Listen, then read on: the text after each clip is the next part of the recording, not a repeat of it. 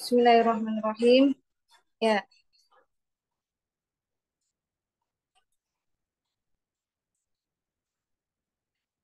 eh,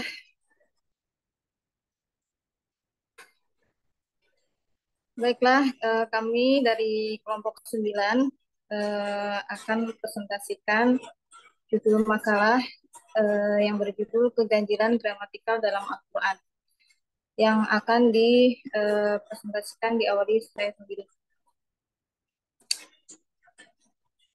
Baik, sebelum kita mengetahui bagaimana pemikiran Abdullah Abdul Al-Fadi dalam buku Is the Quran Infallible, alangkah baiknya kita mengetahui apa itu gramatikal, ya. Jadi gramatikal sendiri itu adalah aspek kebahasaan yang meliputi diantaranya nahwu, sorof, balaghah, qiraat dan lain-lain. Di antara karakteristik khas yang dimiliki bahasa Arab, ya, yaitu berupa fonem, istiqoh, kedudukan kata dalam kalimat, dan i'rab. Dari 4 karakteristik tersebut, sebagian besar terkait dengan ilmu gramatikal bahasa Arab yang saat ini lebih dikenal dengan sebutan nahwu dan sorof. Melihat pentingnya kemampuan bahasa Arab dalam upaya memahami Al-Quran, Imam Syafi'i menyatakan bahwa hendaknya seorang muslim mempelajari bahasa Arab semaksimal mungkin, ya, hingga batas usaha keras yang bisa mereka lakukan. Aspek gramatikal Al-Quran ini turut menjadi perhatian dan kajian kalangan orientalis. Di antara hasil penelitian mereka adalah banyaknya kesalahan dalam Al-Quran, baik pada aspek nahwu maupun sorof, dan kesalahan penggunaan kata yang ambigu, kesalahan imla'iyah, dan kontradiksi antar ayat. Di antara orientalis yang berkesimpulan adanya kesalahan gramatikal dalam Al-Quran adalah Abdullah Abdul Fadi, penulis buku Is the Quran Infallible.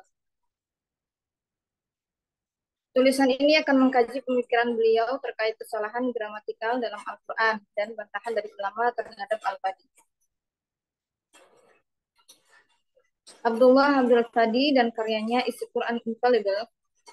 Jadi tidak banyak ya penelitian khususnya di Indonesia yang mengkaji tentang biografi Al-Fadi ini dan pemikirannya. Namun demikian, karyanya dapat dengan mudah diakses di internet, ya. Hanya saja semuanya menempatkannya sebagai bagian dari orientalis. Setidaknya ada 2 penulis artikel jurnal yang secara spesifik mengkaji pemikiran Al-Fadi. Yang pertama, Fakhrul Razi dan kawan-kawan yang menulis Syntax Errors in the Quran pada tahun 2019 dalam bahasa Inggris. Kemudian Hasan Ansori yang menulis kritik atas kritik Al-Fadi terhadap gramatikal Al-Quran.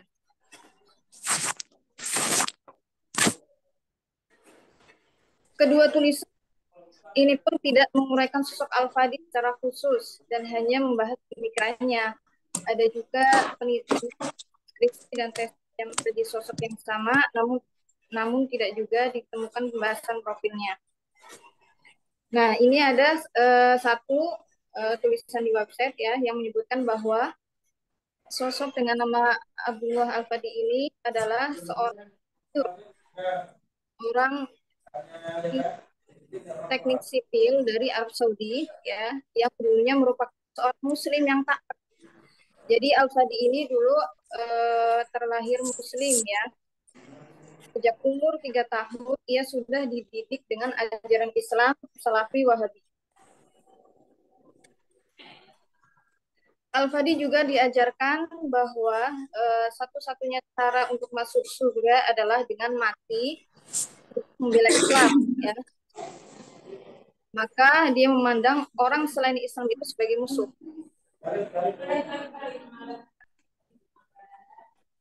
Kemudian pada usia 16 tahun, konon Al-Fadi telah hafal separuh Al-Quran dan diperbolehkan menjadi imam sholat masjid. Ia kemudian melanjutkan pendidikan teknik sipil di Jeddah sebelum akhirnya melanjutkan kuliah di Amerika Serikat. Nah, di Amerika ternyata dia berkenalan dengan banyak orang Kristen yang menurutnya tidak sesuai dengan doktrin yang ia terima di Arab Saudi. Puncaknya pada peristiwa 11 September 2001, di mana ia melihat para yang mati karena pengeboman yang ditujukan kepada Osama bin Laden. Sejak saat itu, ia mulai meninggalkan ajaran Islam.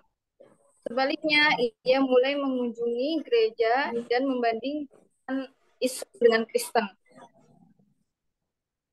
Sampai akhirnya dia keluar Islam, ya, murtad, dan bergabung dengan lembaga Center for Islamic Research and Awareness, lalu menulis buku The Quran Dilemma yang terbit pada tahun 2012. Sampai akhirnya dia terus mengkritisi ajaran Islam. Adapun buku berjudul Is the Quran Infallible yang menjadi objek kajian dari makalah ini tertulis di Abdul Fatih sebagai pengarangnya. Namun menurut Abdul Fattah, nama Abdul Fadi ini hanya pinjaman belaka karena sebenarnya buku tersebut merupakan karya para pastor yang mengkaji Al-Quran dengan tujuan untuk mencari kesalahan-kesalahan di dalamnya.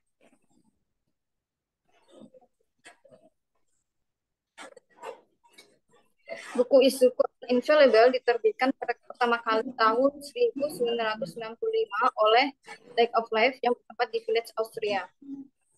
Yang tadi saya sampaikan bahwa buku itu dengan mudah diakses di internet, ya. Tidak akan terlalu jauh menurut Yusuf Al-Fadi dan akan fokus pada konten dari bukunya.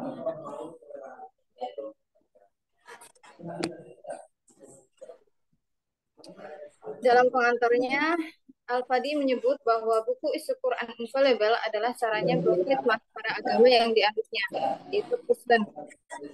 Ia meyakini firman Tuhan yang menyatakan, barang siapa membahkan pada kitab suci, maka Tuhan akan melimpahkan kepadanya malapetaka. Ketika Al-Quran mengklaim sebagai wahyu Tuhan, maka Al-Fadi pun mencari bukti kesalahan dari kitab tersebut untuk kemudian disimpulkan bahwa Al-Quran tidak sempurna. Jadi buku tersebut setebal 436 halaman. Ini terbagi dalam berupa pertanyaan-pertanyaan, ya. Di antaranya seputar geografi, sejarah, akhlak, teologi, gramatikal, hukum sosial sains, seni, serta pertanyaan-pertanyaan seputar kehidupan Rasulullah SAW. Ke 10 tema itu terhimpun 242 kesalahan yang ditemukan oleh Al-Fadi. Dari 10 tema di atas, ya, penulis hanya fokus pada pembahasan gramatikal Al-Quran. Nah, akhirnya kita sampai di poin kritik Al-Fadi terhadap gramatikal Al-Quran, ya, di mana Al-Fadi ini mengkritik dari sisi gramatikal dalam Al-Quran.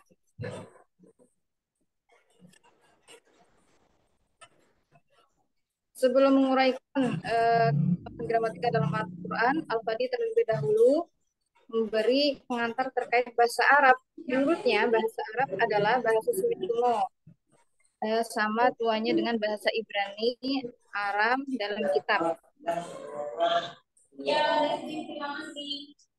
Dalam bahasa Arab, pola ini disebut i'rab, yang perubahan cara baca di akhir masuk baik yang tampak jelas ataupun dengan dikira-kirakan.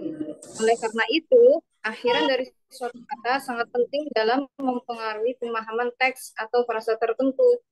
Jika akhiran kata ini membingungkan atau campur aduk, pembaca tidak akan dapat memahami maknanya. Dalam kajian gramatikal ini, Al-Fadi berupaya menemukan kesalahan kebahasaan Al-Quran dari berbagai sisi, seperti penggunaan subjek, predikat, objek, kata kerja, kata atau huruf tambahan, hingga kesesuaian kata dengan gender. Kemudian dari unsur-unsur tersebut, ia menemukan sebanyak 2 unsur problem gramatikal dalam Al-Quran. Yang masuk. Dalam, ya, ini ada 16 surah, ya. betul ya, luar biasa.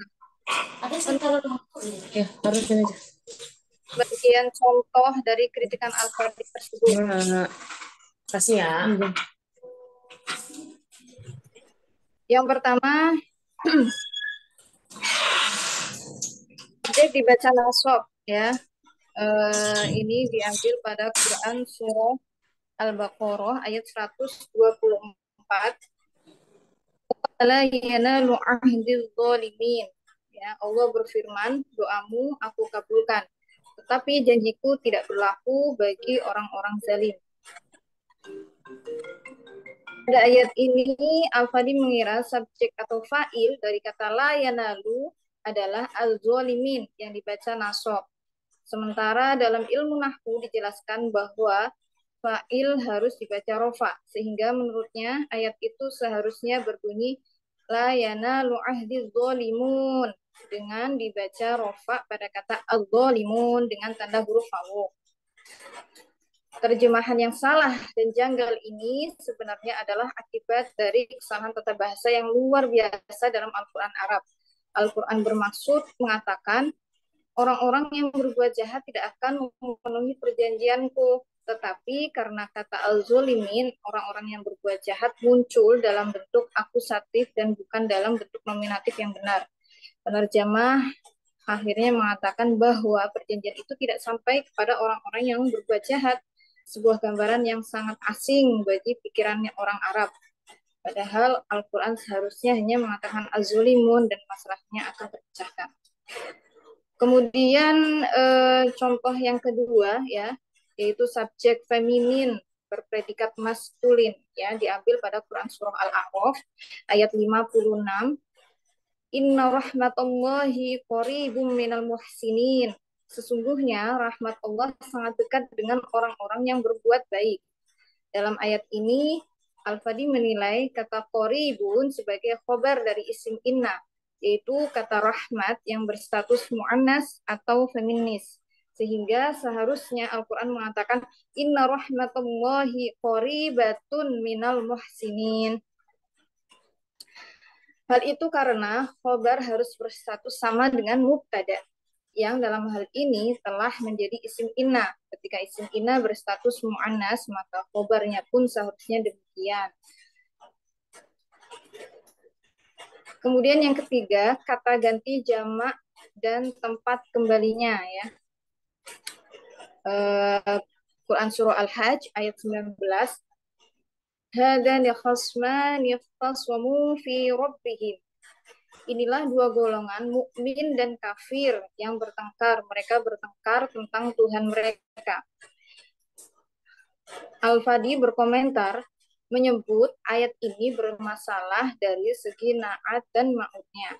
Letak masalah itu pada kata khasman ikhtasomu. Menurutnya, dua kata ini tidak memenuhi kaidah na'at man'ud, di mana kata ikhtasomu pada ayat tersebut harusnya berbunyi ikhtasoma karena man'utnya berbentuk musanna. Begitu juga pada kata robbihim, menurutnya harus diganti dengan kata robbihima. Masih banyak beberapa contoh lain ya dari kritikan Al-Fadi terkait kesalahan gramatikal Al-Quran. Untuk lebih jelasnya bisa langsung dibaca buku Is Quran Infallible.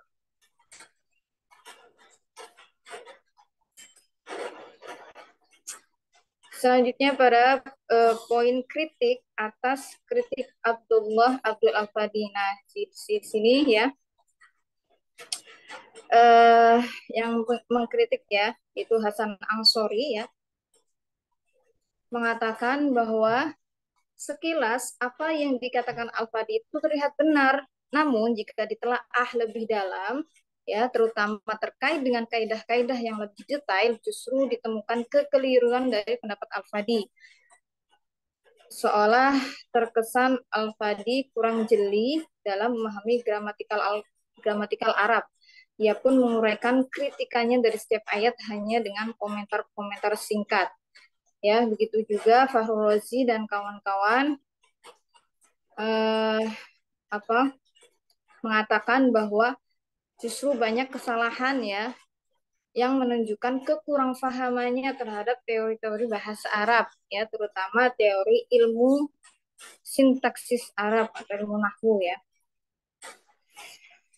Jadi Al-Fadi ini bukan orang pertama yang menemukan kejadian gramatika dalam Al-Quran. Sudah sejak dulu, ya, lampau, bahkan tema ini telah dikaji dan diteorikan oleh para ulama. As-Suyuti menyebut beberapa tokoh yang memiliki konsen dalam hal ini seperti Makki dalam kitab Al-Mushkil, Al-Akhbari dalam kitab At-Tibyan fi Europe, Al-Quran, As-Samin dalam kitab Ad-Dur Al-Mansun, Ad-Dur Al-Mansun, hingga pada kitab-kitab tafsir seperti Bahrul Muhit karya Abu Hayyan.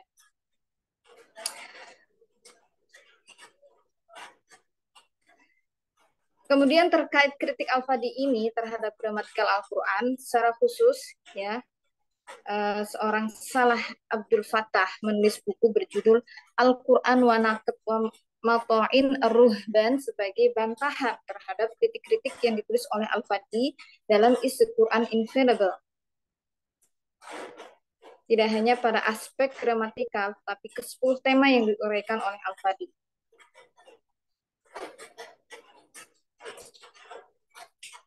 Nah, ini, ya, jadi bantahannya Salah Abdul Fattah, ya, terhadap kritikan Al-Fadi, ya, yang tadi yang sudah kita uraikan, ya. Yang pertama, Al-Baqarah ayat 124. Menurut Salah Abdul Fattah, ya, sebagaimana diuraikan sebelumnya, menurut Al-Fadi, kata Al-Zolimin pada Quran surah Al-Baqarah 124 seharusnya dibaca rofa, sehingga menjadi Al-Zolimun.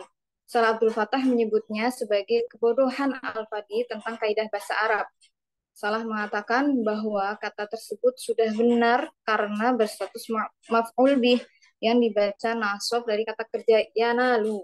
Adapun kata ahdi berstatus fa'il yang dibaca rofa. Kata yanalu sendiri bermakna bersambung atau berlaku. Yasilu bukan bermakna memperoleh. Ya hulu, sehingga arti yang tepat dari kalimat utuhnya adalah janjiku tidak berlaku bagi orang-orang zalim. Nah, pemahaman ini selaras dengan Az-Zuhaili. Az-Zuhaili juga mengatakan demikian. Misalnya yang menyebut ujung ayat itu sebagai jawaban Allah atas permintaan Ibrahim yang memohon agar keturunannya juga menjadi pemimpin. Allah pun mengabulkan dan menjanjikannya. Hanya saja janji itu tidak berlaku bagi keturunannya yang zalim karena mereka tidak layak menjadi panutan sekaligus pemimpin. Kemudian yang kedua, Quran surah Al-A'raf ayat 56, ya. Al-Fadi mengkritisi kata qoribun yang berstatus khabar berbentuk muzakkar dari isim inna yang berbentuk mu'annas. Seharusnya berbunyi qoribatun sesuai isim inna. Terkait ini, Salah Abdul Fattah menjelaskan bahwa keharusan khabar mengikuti mubtada dalam segi muzakkar mu'annas adalah ketika mubtada berstatus mu'annas hakiki serta tidak ada pemisah antara mubtada dan khabar. Adapun jika mubtadanya ghair hakiki, tidak lelaki atau perempuan asli seperti pada kata rahmat, maka khabar tidak wajib sama. Terlebih antara keduanya juga terdapat kata Allah sebagai pemisah. Tokoh Quraisy Shihab juga menguraikan jawaban yang menurutnya terbaik mengenai kasus ayat tersebut, bahwa jika ayat itu menggunakan kata qoribatun, maka yang dekat kepada orang-orang baik al-muhsinin hanyalah rahmat Allah. Padahal ayat ini agaknya bermaksud menjelaskan bahwa Allah dengan segala anugerahnya dekat kepada al-muhsinin, bukan hanya rahmatnya. Artinya kata qoribun di situ ingin menyifati Allah yang berstatus muzakkar. Yang terakhir adalah Quran surah Al-Hajj ayat 19. Al-Fadi menganggap adanya kesalahan pada kata ikhtasomu yang mengandung zomir jama, ya, sementara rujukannya berbentuk musanna. Seharusnya berbunyi ikhtasoma fi rabbihima. Menjawab hal itu, Salah Abdul Fattah menyebut bahwa kata khasmani berbentuk musanna dari segi kata saja, adapun substansinya adalah jamak. Karena yang bertengkar di situ bukan hanya dua orang, tetapi dua kelompok yang isinya banyak orang, yakni kelompok kelompok kafir dan mukmin. Karena kata ikhtasomu yang berbentuk jamak itu merujuk pada substansi makna. Untuk itu pula ayat lanjutannya berbunyi fallazina kafaru.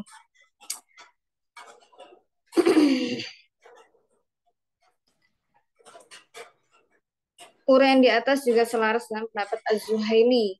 Bahkan ia mengaitkan dengan ayat sebelumnya bahwa dua kelompok yang bertengkar itu adalah representasi dari pengikut 6 agama berbeda, yaitu kaum mukminin, Yahudi, Sabi'in, Nasrani, Majusi, dan musyrikin. Dari 6 kelompok tersebut, jika dikerucutkan lagi, maka dapat dibagi jadi dua, yaitu kelompok mukmin dan kelompok kafir yang berisi banyak orang. Dengan demikian, terlihat kritikan Al-Fadi sebenarnya tidaklah kuat dan tepat. Kritikannya dijawab oleh Salah Abdul Fattah dengan argumen yang kuat. Jawaban serupa kiranya juga dapat kita temukan dalam teori-teori yang telah dirumuskan oleh ulama-ulama lampau. Nah, di sini ada rumusan As-Suyuti terkait kajian gramatikal Al-Quran. Ya.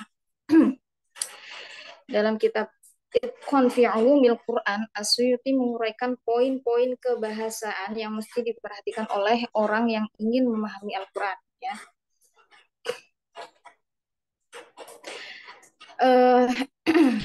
Ya, yang pertama itu memahami makna ya, memahami makna kata atau memahami nahwu ya, kaitannya dengan i'rab. Kemudian yang kedua kaidah bahasa Arab ya, di antaranya ada sorof ya. Seperti mereka yang menganggap kata tasmuda pada Quran surah An-Najm ayat 51 sebagai maf'ul muqaddam yang didahulukan dari fi'ilnya. Wasamuda fama abqa, dalam pandangan As-Suyuti hal itu salah karena adanya huruf ma yang hanya bisa beramal pada kata setelahnya, tidak pada kata sebelumnya, sehingga jawaban yang tepat adalah kata samuda diatofkan kepada ayat sebelumnya, yaitu kata aid. Kemudian menguasai bahasa Arab ya, tidak keluar dari kaidah yang benar. Keempat, menghindari kemungkinan yang jauh ya, dan dialek-dialek yang saz. Kelima, menyebutkan secara keseluruhan semua kemungkinan i'rab dari penggunaan kalimat yang jelas. Contohnya Al-A'la pada Quran surah Al-A'la yang boleh distatusi sebagai sifat dari kata ism atau robik. Kemudian memperhatikan syarat-syarat yang diperselisihkan ya berdasarkan babnya masing-masing agar tidak rancu. Yang ketujuh, susunan kalimatnya ya, dari susunan yang satu dan yang lain itu sepadan namun berbeda i'rabnya. Kemudian memperhatikan tulisan mushaf ya, karenanya salah bagi orang yang mengatakan bahwa kata salsabilan adalah kalimat tanya yang maknanya tanyakanlah jalan yang akan menuju ke sana. Karena jika demikian maka tulisannya seharusnya dipisah. Dan yang kesembilan, memperhatikan kata-kata yang saling menyerupai seperti kata ahso yang dapat dianggap sebagai fi'il madi dan af'al tafdil. Yang ke-10, jangan keluar dari kaidah asal atau berbeda dengan yang zahir tanpa adanya keharusan untuk itu. 11, mampu membedakan kata asli dan kata tambahan. Kemudian yang terakhir adalah hendaklah dia menjauhi untuk mengatakan kata tambahan di dalam kitab Allah, karena kata tambahan itu kadang-kadang dipahami sebagai sesuatu yang tidak bermakna dan kitab Allah terbebas darinya. Uraian lebih jelas dari teori Asyuti ini berikut contohnya dapat dilihat langsung dalam kitabnya Itqan. Demikian kajian tentang Abdullah Abdul tadi terkait kajian gramatikal Al-Quran. Apa yang ia sebut sebagai kesalahan gramatikal nyatanya dapat dijawab oleh banyak ulama secara argumentatif. 3 contoh ayat dari 24 kasus yang ia sebut dalam buku Istiqquran Infallible nyatanya tidak memiliki pijakan yang kuat. Ia hanya memberikan komentar-komentar singkat berbau tuduhan. Al-Fadi bukan orang pertama yang mencoba menearai adanya keganjilan dalam Al-Quran. Sebelumnya telah banyak ulama yang mengkaji tema itu dan merumuskan teori-teorinya. Di antara ulama yang merumuskannya adalah As-Suyuti yang menulis 12 poin yang mesti diperhatikan oleh orang yang mengkaji Qiraat Al-Quran. Baik, demikian presentasi dari saya. Selanjutnya akan dipresentasikan oleh Bapak Ahmad Haidar. Waktu dan tempat disilahkan.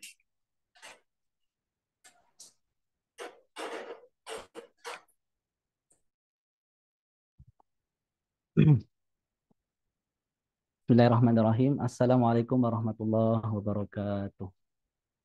Waalaikumsalam warahmatullahi wabarakatuh. Alhamdulillahirabbil alamin. Allahumma shalli ala sayyidina Muhammad wa ala ali sayyidina Muhammad wa ba'd. Melanjutkan pembahasan dari Bu Nur Fadilah terkait tema yang yang diamanahkan kepada kelompok 9 ini, yaitu keganjilan gramatikal dalam Al-Quran. Langsung saja, silakan teman-teman bisa dilihat makalah yang sudah saya tulis di dalam kitab Al-Itqan fi Ulum Al-Quran karya Imam As-Suyuti. Imam As-Suyuti menyebutkan sebuah riwayat yang dinukil dari Abu Ubaid dalam Fadailil Quran, bahwasannya Urwah bin Zubair, yang mana Urwah ini adalah keponakannya dari Aisyah, bertanya kepada bibinya Aisyah tentang suatu kesalahan dalam Al-Quran pada firman Allah Subhanahu wa Ta'ala. Ada 3 yang dipertanyakan oleh Urwah kepada Aisyah, yaitu surat Toha ayat 63, qalu in hadani lasahiron. Menurut beliau ada kesalahan di sini. Harusnya inna hadaini lasahiron. Kemudian firman Allah dalam Quran surat An-Nisa ayat 160. Teksnya ditampilin. Oh, baik. Sebentar.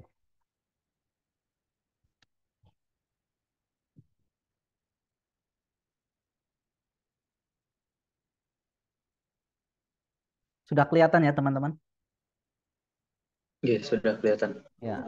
Kita lanjutkan dalam Quran surat An-Nisa ayat kedua yang menjadi pertanyaan Urwah kepada Aisyah adalah lakinir rasikhuna fil ilmi minhum wal mu'minuna yu'minuna bima unzila ilaika wa ma unzila min qablika wal muqiminas shalah wal mu'tunaz zakah.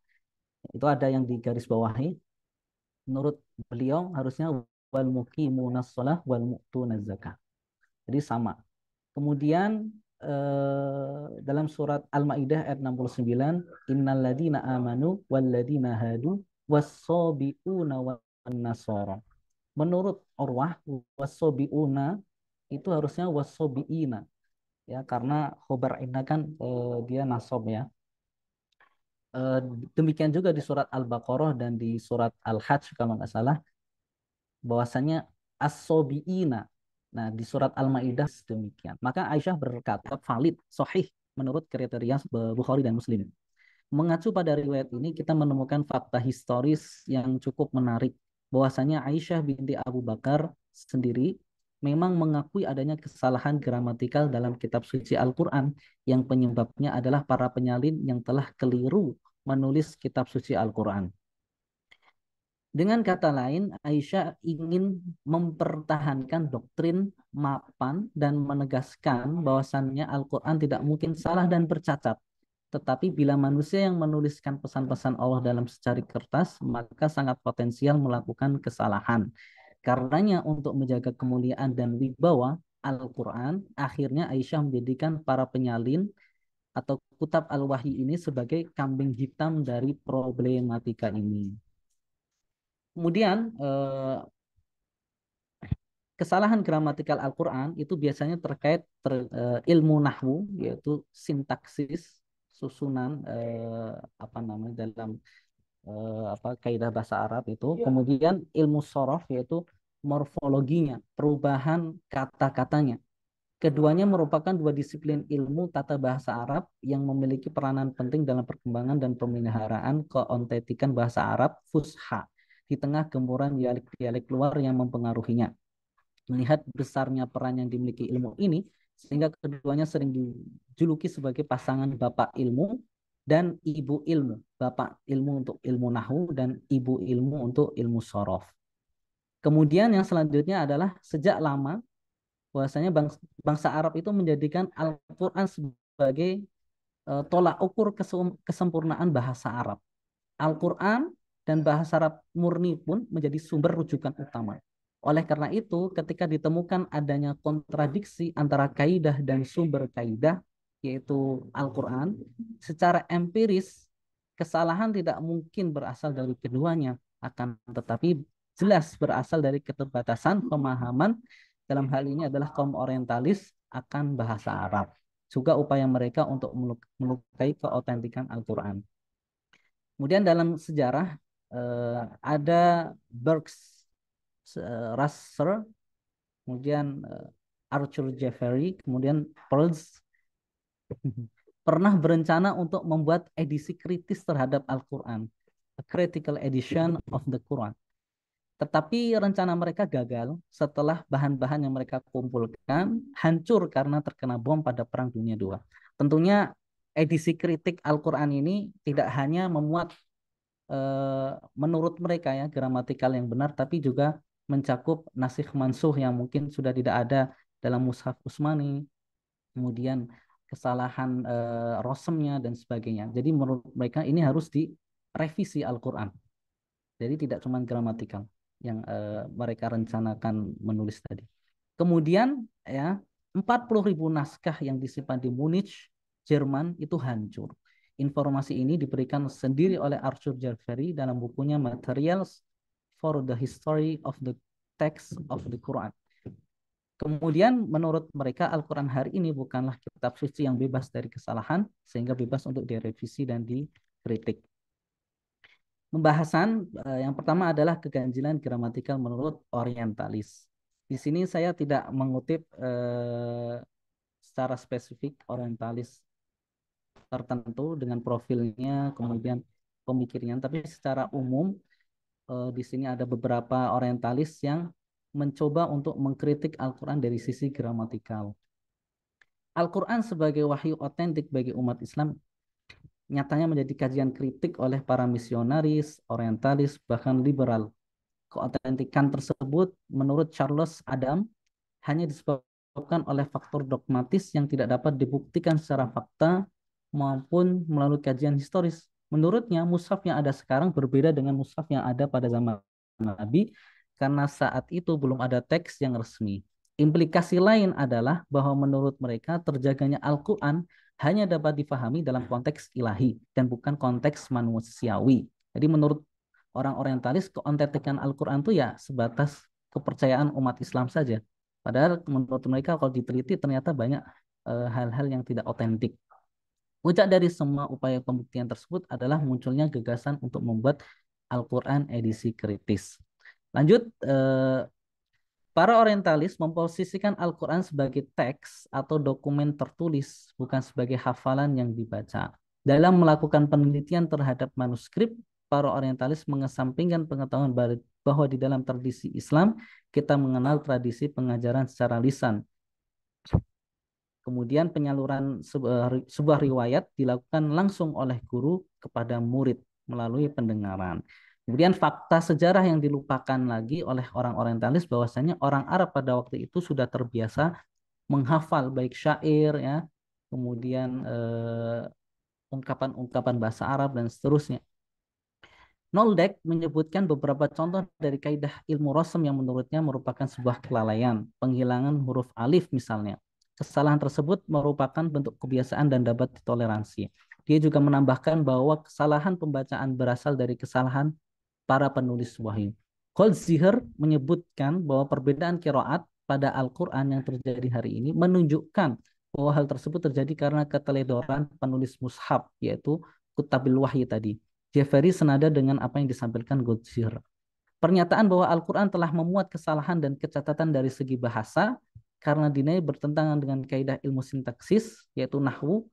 Tuduhan tersebut disuarakan oleh pastor Koptik Mesir, Zakaria Batrus, dalam bukunya Tasawulat Haulal Quran. Kita juga bisa ngecek langsung ya di YouTube-nya Father Zakaria Batrus. Kemudian ada juga YouTube yang menerjemahkan ceramah-ceramah Zakaria Batrus. Ini YouTube-nya orang Kristian ya. Nama YouTube-nya kalau nggak salah Sang Pencerah.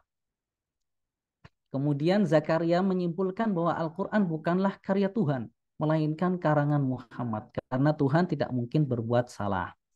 Tulisan lain yang berisi tuduhan akan banyaknya kesalahan dalam Al-Quran, baik sisi sintaksis, morfologi, penggunaan kata ambigu, kemudian imla'iyahnya, kontradiksi antar ayat, juga dijumpai dalam buku yang berjudul Is the Quran Infallible, yang ditulis oleh Abdullah Abdul Al-Fadi, yang tadi sudah disampaikan oleh Ibu Nur Fadilah secara lengkap. Buku ini berisi 24 kesalahan sintaksis bahasa Arab dalam salah satu babnya. Ada 10 bab, salah satunya adalah mengkritik kesalahan gramatikal dalam Al-Quran, yaitu pada sisi sintaksisnya. Berikutnya adalah Sami Al-Adib Abu Sahlih, seorang keturunan Palestina namun beragama Kristen. Beliau adalah seorang doktor dalam bidang hukum di salah satu universitas di Swiss. Kemudian beliau menulis buku Al-Akhta Al-Lugawiyah fil Quran Al-Karim. Kemudian pembahasan kedua adalah keganjilan gramatikal menurut ulama muslim. Dalam hal ini kami mengutip tulisan Imam As-Suyuti dalam kitab beliau Al-Itqan, bahwasanya ada sebuah riwayat dari Ikrimah, yaitu beliau melaporkan ketika mushaf-mushaf telah selesai ditulis, maka mushaf yang setelah selesai ditulis itu disampaikan dan dikoreksi langsung oleh Utsman bin Affan. Kemudian Sayyidina Utsman bin Affan mendapati beberapa kesalahan lahan, maka beliau berkata, janganlah kalian merubahnya, karena orang-orang Arab akan mengubahnya sendiri atau mereka akan mengi'rabnya dengan lisan mereka. Seandainya penulis dari Thaqif menulis apa-apa yang berasal dari Huzail, maka mereka tidak akan mendapati huruf-huruf ini. Riwayat ini dinukil oleh As-Suyuti dari Ibnu Al-Ambari dalam kitab Ar-Raddu ala man khalafa Mushaf Utsman, dan dari Ibnu Ashtah dalam kitab Al-Masahif. Menurut As-Suyuti, athar ini bermasalah.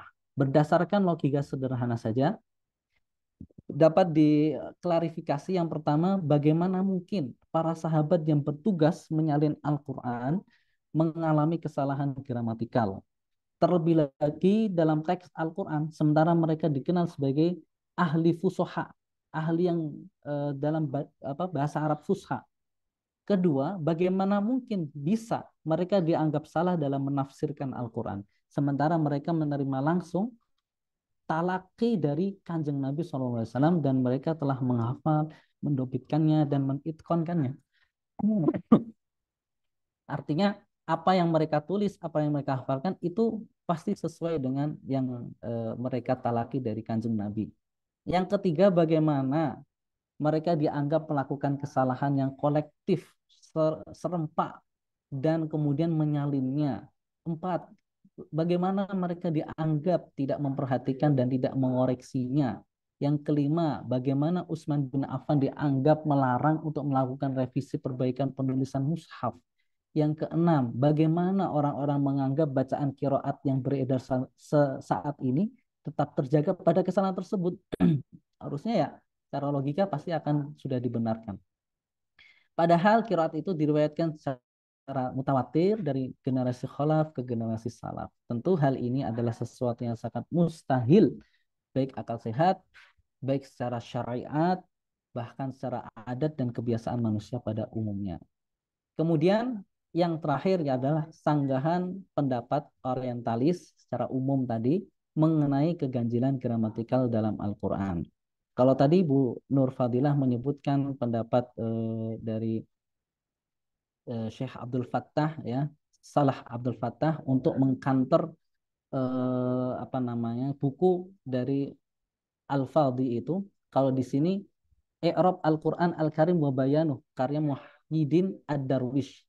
Ini kitab tafsir bercorak linguistik di era kontemporer. Tidak secara langsung mengkanter serangan-serangan orientalis, akan tetapi penjelasan-penjelasan beliau dalam tafsirnya itu bisa dianggap jika diteliti lebih lanjut ternyata itu mengkanter juga serangan-serangan dari orientalis tadi. Kemudian dalam kitab beliau I'rab Al-Quran Al-Karim wa Bayanuh yang merupakan kitab tafsir corak linguistik, beliau yang di sini saya tulis 3 saja ya. Tuduhan yang ditujukan pada Al-Quran kemudian beliau jawab adalah nasab pada fa'il, yang seharusnya fa'il itu adalah marfu. Tadi sudah disampaikan juga oleh Bu Nur Fadilah. Qala la yanalu ahdidz zalimin. Menurut orang orientalis, qala la yanalu ahdidz zalimun. Seharusnya seperti itu. Dalam kaidah nahwu, para ahli tata bahasa menetapkan bahwa seluruh ism al-fa'il selalu marfu. Namun kalangan orientalis kembali menilai teks Al-Quran bertentangan dengan kaidah tersebut ketika ditemukan kata az-zalimin pada ayat di atas yang berkedudukan sebagai ism fa'il yang mansub. Kemudian klarifikasi Ad-Darwish dalam kitab tafsirnya, beliau menyanggah tuduhan tersebut dengan menjelaskan i'rab yang tepat dari kata az-zalimin. Kata ahdi adalah sebagai ism al-fa'il dan berbentuk marfu, sedangkan az-zalimin adalah ism maf'ul dan memang berbentuk mansub, sedangkan kalimat penutup pada ayat di atas merupakan bentuk ancaman al-wa'id, di mana setelah sebelumnya Allah mengabulkan permintaan Nabi Ibrahim untuk memberikan imamah atau anubuah kepada keturunannya, Allah memberikan ancaman bahwa janji Ibrahim tidak akan berlaku bagi orang-orang zalim dari keturunan Nabi Ibrahim. Yang kedua, tadzkir khobar al-ism al-mu'annas. Ayat yang di sini adalah inna rahmatallahi qaribum minal muhsinin. Menurut orang orientalis harusnya inna rahmatallahi qaribatum minal muhsinin. Karena ikut sebelumnya yaitu muannas. Dalam perspektif orientalis, ayat di atas telah memuat kesalahan yaitu pada topik at-ta'nid wa tadzkir, di mana terdapat ketidaksesuaian ketika kata qorib dalam bentuk mudzakkar berperan sebagai khobar inna dari kata sebelumnya yaitu rahmah yang berkedudukan sebagai ism inna. Kemudian rahmah di sini selain dari sisi sintaksisnya, morfologinya juga dari sisi imlaiyahnya dikritik juga, harusnya kan tak marbutoh, tapi di sini tak yang lebar itu ya. Itu ada juga penjelasannya tapi tidak ditulis di sini. Kemudian klarifikasi Ad-Darwish terkait nahwu atau sintaksis dari kalimat qaribum. Dalam mengklarifikasi tuduhan tersebut, Ad-Darwish mengutip pendapat Az-Zamakhsyari bahwa terdapat beberapa pendapat pada permasalahan tersebut. Yang pertama, penggunaan kata qarib dikarenakan kata rahmah dapat ditakwilkan sebagai ungkapan yang mengandung ar-rahm wa tarahum, yang mana dia mudzakkar. Kedua, kata qarib merupakan kata sifat, namun kata yang disifati tidak nampak, hadaf al-mausul, sehingga ya yang disifati tidak tertulis dalam susunan kalimat tadi. Susunan kalimat aslinya adalah syai' qarib. Kemudian yang syai'-nya itu yang dihapus ya. Kemudian yang ketiga, at-ta'nits dari kata rahmah bukan bentuk sebenarnya, ghair hakiki. Keempat, menurut Al-Farra, kata sifat qarib dan ba'id jika digunakan untuk menggambarkan suatu tempat atau jarak, maka tidak ada bedanya. Boleh pakai mudzakkar, boleh juga pakai muannas. Namun jika digunakan untuk menjelaskan nasab seseorang, wajib berbentuk muannas. Kemudian yang terakhir yang saya tulis di sini, al-wad'u al-fi'il al-mudhari' maudhi' al-madhi. Yang seharusnya penggunaannya pakai fi'il madhi kok malah di ayatnya pakai fi'il mudhari. Pada ayat di atas kalangan orientalis menilai penggunaan kata kerja tidak tepat. Misalnya pemberitaan tentang masa lalu yang harusnya pakai fi'il madhi diceritakan dengan menggunakan kata kerja untuk masa sekarang dan yang akan datang yaitu fi'il al-mudhari. Fayakun, harusnya kun fakana. Kemudian adapun kata kerja yang tepat menurut mereka tadi ya fi'il madhi adalah kun fakana. Klarifikasi Ad-Darwish. Ad-Darwish menjelaskan bahwa ayat tersebut sama sekali tidak memuat kesalahan. Penggunaan kata kerja dalam bentuk fi'il al-mudhari pada ayat di atas boleh saja digunakan untuk menceritakan kejadian-kejadian di masa lalu. Hal tersebut juga mengisyaratkan bahwa kejadian tersebut benar-benar terjadi di masa lampau. Ini pendapat yang dinukil juga dari Imam Az-Zamakhsyari. Ketika fi'il mudhari digunakan di fi'il digunakan pada masa lampau, maka menunjukkan kejadian tersebut tuh seakan-akan kejadiannya masa lampau tapi ingin mengesankan pada para pembacanya bahwasanya kejadian itu seakan-akan sedang terjadi. Sehingga secara psikologi orang yang membacanya merasa melihat langsung atau mendengarkan langsung dan seterusnya. Adapun fi'il madhi yang digunakan yang seharusnya fi'il mudhari kata Az-Zamakhsyari itu menegaskan bahwasanya kejadian di masa depan kok pakainya fi'il madhi itu berarti kejadian tersebut pasti akan terjadi. Tapi di sini tidak. Saya tulis supaya tidak terlalu panjang. Kesimpulannya adalah pembahasan klarifikasi atas tuduhan orientalis hendaknya dilandasi keyakinan akan keotentikan Al-Quran. Dalil teks keagamaan dan dalil rasional nakli maupun akli sudah cukup untuk membuktikannya. Terlebih tuduhan orientalis selalu bisa dipatahkan dan berujung pada pembuktian kemukjizatan Al-Quran yang tidak bisa dibandingkan dan dijatuhkan oleh kemampuan manusia. Kalau kita melihat, ada kesalahan dalam Al-Quran, terutama dalam hal bahasa, padahal Al-Quran ada sumber dari bahasa Arab, maka kesalahan itu dikembalikan kepada orang yang menuduhnya. Mungkin dia tidak memahami bahasa Arab dengan sempurna atau pemahamannya itu masih dangkal terkait ilmu bahasa, baik nahwu, shoroh, balaghah dan seterusnya. Kemudian begitu pula tuduhan kesalahan bahasa dalam Al-Quran, klarifikasi atas tuduhan tersebut sudah banyak ditulis oleh para mufassir dan ulama ahli bahasa, baik dalam kitab-kitab tafsir maupun kitab-kitab tematik yang membahas atau yang mengcounter dan mengklarifikasi tuduhan orang-orang orientalis. Demikian presentasi yang bisa kami sampaikan. Saya kembalikan kepada Bu Nur Fadilah. Terima kasih.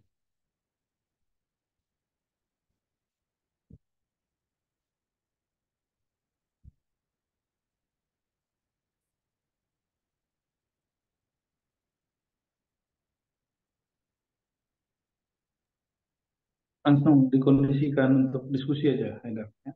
Baik, Bu ya. Mungkin teman-teman ada yang ingin berbagi terkait tema ini, tema yang cukup menarik ya. Kalau kita bisa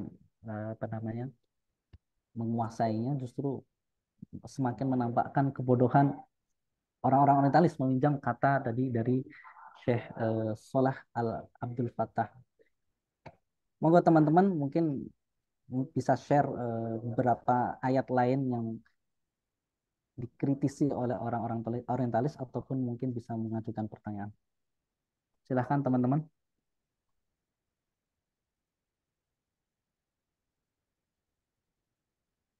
Untuk 3 ayat tadi yang saya sampaikan di pendahuluan terkait pertanyaan Urwah kepada Aisyah itu bisa dibaca ya di Al-Itqan fi Ulumil Quran, jawaban dari Imam As-Suyuti untuk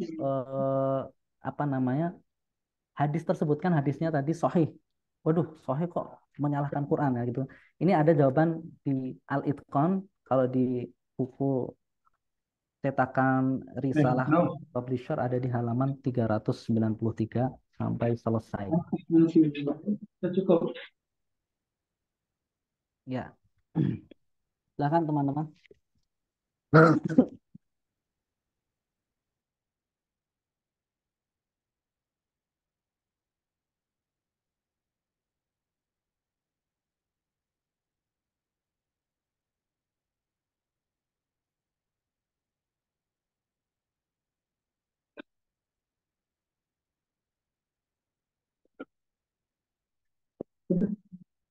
Terus.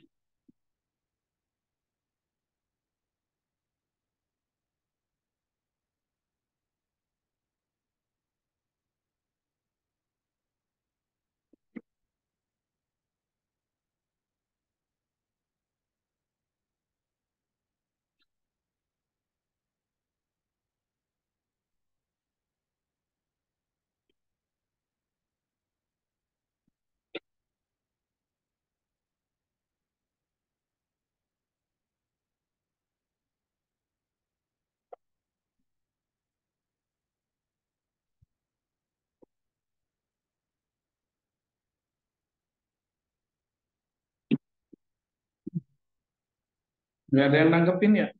Makalahnya udah bagus-bagus gitu.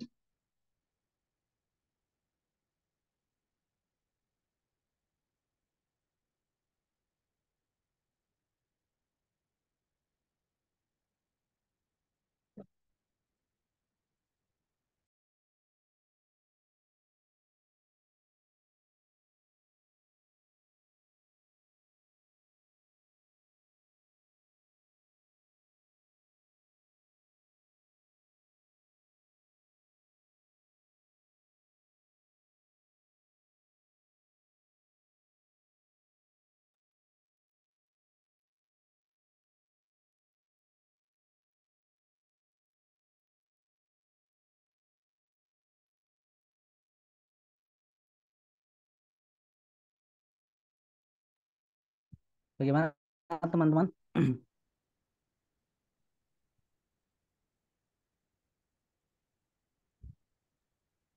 Eh, mohon izin Pak Haidar dan Bu Nur Fadilah. Eh, di sini saya ada pertanyaan. Apakah bisa kita simpulkan bahwa tuduhan terhadap kesalahan gramatikal ini masuk ke dalam dakhil Al-Quran? Karena tadi ada beberapa contoh yang disebutkan itu hampir sama ya. Jadi ada salsabila yang kemudian ada beberapa pendapat yang menyatakan bahwa itu sebenarnya bukan nama sebuah sungai yang salsabila, tapi sal sabila, tanyakan kepada jalan. Apakah kita bisa menyebutnya juga sebagai ad-dakhil di dalam Al-Quran? Nah, itu yang pertama. Dan yang kedua, ini sebenarnya mm, berasal dari tadi pemaparan dari Bu Nur Fadila dan juga Pak Haidar.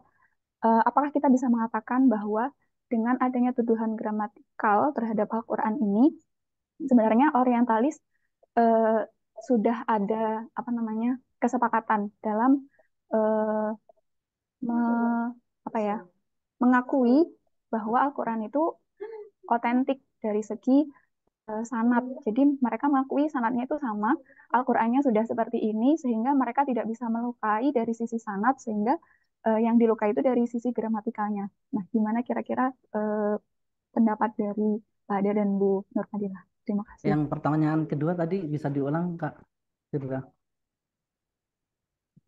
ringkasnya.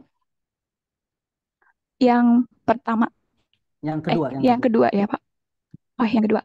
Jadi secara ringkas, apakah kita bisa menyimpulkan bahwa sebenarnya orientalis ini sudah mengakui keotentikan Al-Quran dari segi sanadnya? Maksudnya dia sama, memang Al-Quran itu seperti itu, sehingga mereka melukainya dari segi gramatikalnya. Jadi mereka sudah sepakat Al-Qurannya memang kata-katanya dan sanadnya Nabi, eh, Nabi. sudah sudah sama gitu ya, maksudnya mengakui keautentikannya, tapi justru melukai dari segi gramatikal. Duh, mohon maaf kalau agak belibet. Ya, terima kasih Kak Firda. Silakan mungkin Bu Nur Fadilah bisa menjawab terlebih dahulu.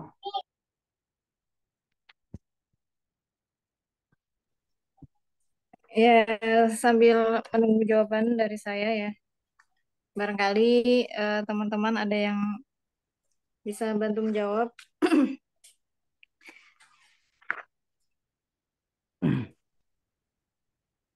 Kemudian mungkin teman-teman ada yang mau bertanya lagi, sekalian ditulis di sini. Ustadz Abdulillah boleh kalau ada pertanyaan atau menanggapi terkait makalah kami.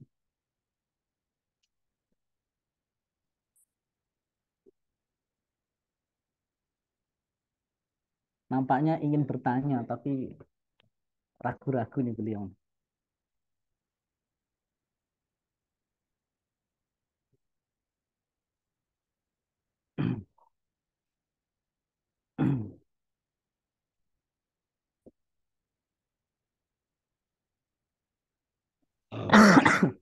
Ustadz Afif Zen itu udah ada itu catatannya dari tadi.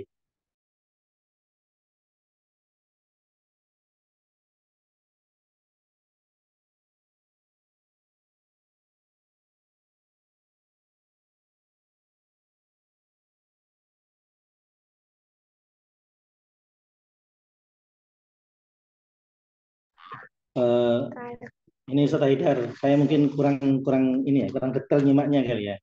Tadi jenengan membahas tentang hadis Aisyah ya, ketika ditanya tentang ada beberapa i'rab yang tidak tepat dan dikatakan bahwasanya i'rab tersebut kesalahan tersebut datang daripada penulis wahyu tadi ya, sehingga saya seperti itu ya, betul. Ya, ada. Dan hadisnya sesuai dengan syarat Bukhari dan Muslim atau syarat Bukhari saja. Saya belum mendengar atau mungkin terlewat dari saya, mungkin bisa diulang. Adakah jawaban tadi untuk hadis tersebut ya? Atau sanggahannya di mana? Yang waktu pendahuluan itu ya? Iya, yang siapa tuh? Sahabiah bertanya tentang i'rab tadi. Ada sanggahannya tidak? Sebenarnya tadi udah kami sampaikan di ini. Saya lagi ke belakang mungkin ya. Terkait tiga pertanyaan Urwah ya kepada Aisyah itu sebenarnya jawabannya ada di kitab Al-Itqan di bab Ma'rifatu i'rabuhu. Kemudian di sana pembahasan akhirnya beliau menjawab terkait 3 ayat tersebut. Kenapa in hadani lasahiron? Kenapa enggak in hadaini lasahiron? Kemudian wasobiuna. Kenapa enggak wasobiina? Dan yang terakhir tadi terkait wal muqiminas shalah, kenapa enggak wal muqimus shalah? Itu ada banyak, masing-masing ayat ada 5 jawaban. Ada yang bahkan sampai 6. Itu nanti silahkan dibaca saja Ustaz di kitab Al-Itqan. Oh iya. Ya, saya tadi baca di makalah kok, belum ketemu gitu. Iya. Oke, terima kasih atas jawaban dan sarannya. Baik.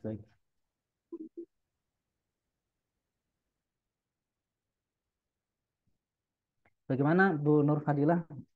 Sudah sudah ketemu jawabannya? Untuk pertanyaan dari Kak Firda. Ya, ini untuk salsabilan ya. Sejujurnya saya sendiri kurang memahami ya kaidah bahasa Arab. Barangkali Pak Haidar bisa membantu. Ya, itu berarti pertanyaan nomor berapa ya? Nomor 1 ya. Iya, Sal. salsabilan. Sal itu kan fi'il amr dari sa'ala. Bisa is'al atau sal gitu. Sal Bani Israel di surat Al-Maidah. Sal itu kan kemudian rosmnya disambungnya sabila. Sal sabila. Ini jawaban yang saya ini ya, belum baca di kitab-kitab ulama. Itu memang dari penulisan rosmnya seperti itu. Sal sabila. Adapun untuk dia masuk pada kesalahan yang dikritik oleh orientalis atau tidak, maka jawabannya adalah termasuk dari sisi imla'nya. Kenapa harus disambung? Bagaimana kalimat rahmah, kenapa dia tidak pakai tak marbutoh tapi pakai tak mabsutoh? Rahmata, ni'mata, itu kan kadang ada yang tak marbutoh, ada yang tak mabsutoh. Tentunya untuk menjawab pertanyaan ini, selain membahas dari sisi kaidah bahasa Arabnya, mungkin juga bisa membahas sisi-sisi sir atau rahasia di balik penulisan hal tersebut, yang mana ini masuk bab pada Rasul Utsmani. Cuman dalam hal ini kami belum membaca terkait eh, sir apa rahasia yang ada dalam penulisan tersebut di kitab Rasul Utsmani. Itu yang pertama. Kemudian mungkin saya menjawab pertanyaan yang kedua, apakah orientalis itu mengakui keotentikan Al-Quran dari sisi sanad, kemudian karena sudah mengakui sisi sanadnya, oh sahih penulisan Al-Quran, kemudian mereka mencari celah lain melalui kesalahan gramatikalnya. Sebenarnya tadi sudah disebutkan juga dalam makalah bahwasanya orientalis itu justru tidak mempercayai keotentikan Al-Quran, baik sisi sanadnya, teknik periwayatannya, bahkan menuduh Nabi itu yang menulis Al-Quran, Nabi itu yang orang cerdas, orang yang pahlawan, kemudian dengan kecerdasannya itu bisa memasukkan pemikiran-pemikiran Yahudi dan Nasrani ke dalam Al-Quran. Nah itu sebenarnya mereka meragukan dari keotentikannya. Al-Quran kayaknya udah nggak otentik. Kalau dari sisi gramatikalnya tadi yang menjadi kritikan adalah, oh itu kesalahan para penulis wahyunya. Kok bisa-bisanya menulis seperti itu? Berarti dia nggak nurut Nabi bahasanya gitu. Kemudian mereka akhirnya cari jawaban dari kesalahan tersebut. Oh harusnya gramatikalnya seperti ini.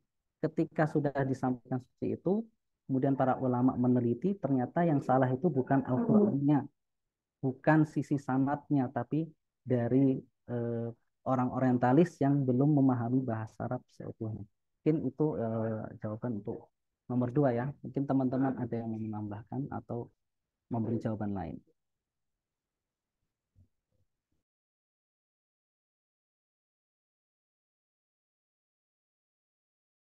Atau mungkin Lia Arozi bisa ini memberikan sedikit komentar untuk makalah kami dan mungkin bisa membantu menjawab pertanyaan dari teman-teman. Ya, nanti kalau sudah selesai nanti saya tanggapi. Lanjut dulu. Ya, lanjut teman-teman. Silakan.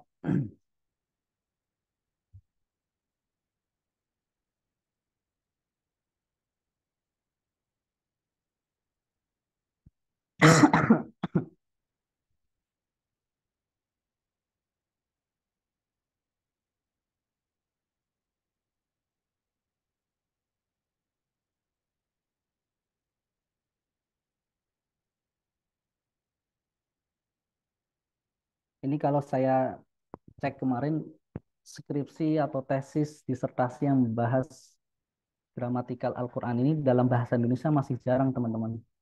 Kalau ada yang berminat untuk menulis tesis terkait ini sangat menarik mungkin ya. Ada banyak puluhan bahkan mungkin ratusan yang menurut orang orientalis itu ada kesalahan gramatikalnya, baik nahwu, sorof, imla dan seterusnya.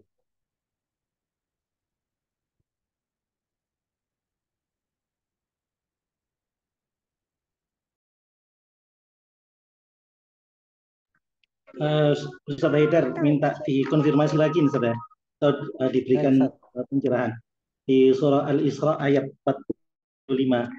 Wa idza qara'tal Qur'ana ja'alna bainaka wa bainal ladzina la yu'minuna bil akhirati hijaban mastura. Kata hijaban mastura ini kalau di terjemahan di tafsir web ini nih dinding yang tertutup, tapi kata masturon itu kan dia bukan apa namanya, bukan mestinya kan hijaban satiron, tapi kenapa dia menggunakan isim apa masturon, isim maf'ul ya. Jadi kalau diterjemah itu nih hijab masturon yang ditutup, mestinya kan hijaban satiron, hijab yang dia sebagai penutup gitu. Kenapa menggunakan redaksi bukan isim fa'il tapi menggunakan isim maf'ul? Ini masuk bagian dari pembahasan ini bukan?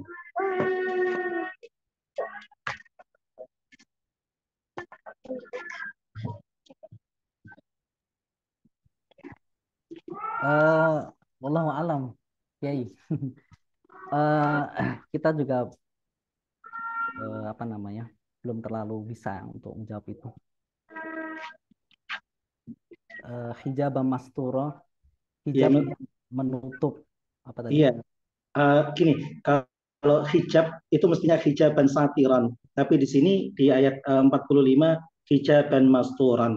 Hijab yang kalau terjemahannya letterlexnya masturon itu kan isim maf'ul yang ditutup. Masa hijabnya yang ditutup gitu? Mestinya kan hijaban satiran. Atau mungkin pemahaman saya salah atau ada apa namanya makna kandungan tertentu yang tidak Kalau sesuai. hijab apa berarti apa itu Eh, namanya? Hijab ya bisa diartikan dinding Bukan atau lah. diartikan apa namanya hijab alat yang digunakan untuk menutup. Maksudnya kedudukannya apa sebagai apa hijaban? Enggak, saya nanya kenapa menggunakan kata masturan bukan satiran. Nah, jadi yang di ilmu sorofnya ilmu sorofnya ya. Nah nggak tahu ini masuk di pembahasan ini nggak di gramatikal atau tidak. Kalau masuk di pembahasan gramatikal kira-kira apa yang menyebabkan hal itu? Kalau saya wallahu alam Kiai belum bisa menjawab untuk itu.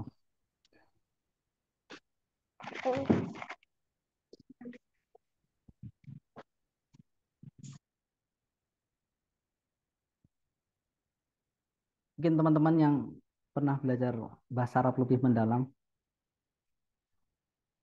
bisa membantu menjawab.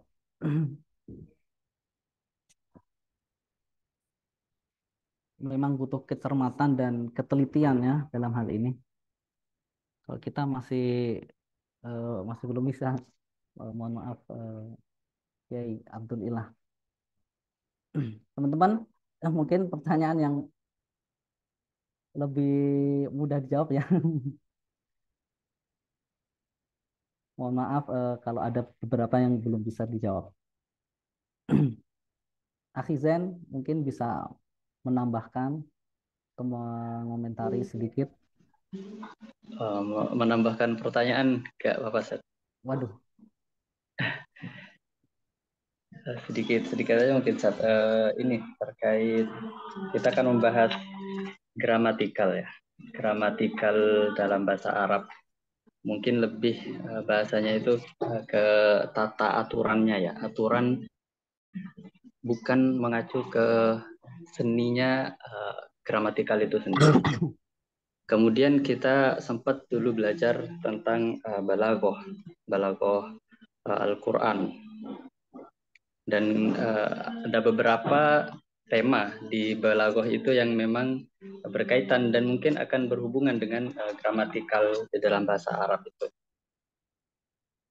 Apakah bisa dikatakan ini di sisi lain karena memang balaghah ini mungkin lebih ke ranah zauk ya. Zauk orang yang memang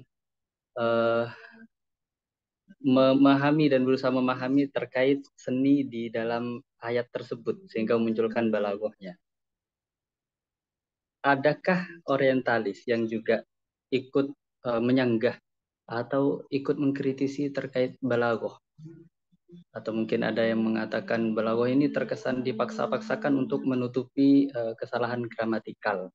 Apakah ada yang berteori seperti itu? Ini terbersit pikiran seperti itu aja. Karena di balaghah sendiri itu ya mungkin kita sudah tahu ada bab tentang al-qasr di situ. Ketika ada